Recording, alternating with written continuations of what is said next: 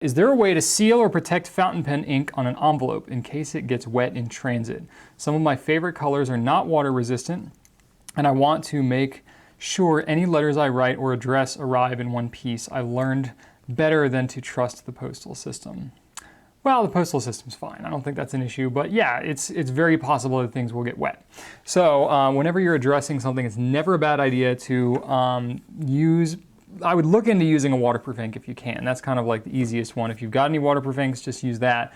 Whatever you have written inside, you can always use something different on the envelope. But I understand if you're trying to go for, first impression, that is the first impression you're getting, you may not want to do that. You may want to go with a different color. So there are some options for you. I did a little research. I'd heard some things before, but I did some additional research. One of the things that people use is candle wax. So actually just kind of take a candle and rub it across your writing, and that can help protect it. I've heard that works pretty well, and it's pretty accessible because just about everybody has candles laying around. So look into that one.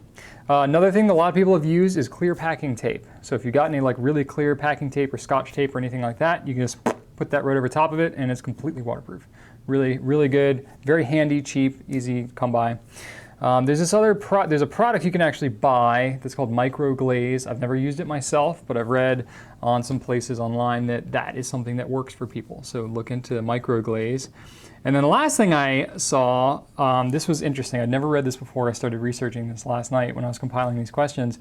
But to actually take polystyrene, which is like the foam that they use in like egg cartons and stuff, and melt that in lacquer thinner, and then it kind of creates a kind of like a paint-like consistency, and you can just kind of paint it over top of your letter. It's clear, it dries in kind of a glaze over top of it. That one's probably a little more trouble, and you may not have a lacquer thinner, and you may not be comfortable mixing stuff, but if you are, go ahead and give it a shot. I think that's kind of an interesting one. So lots of options there for you.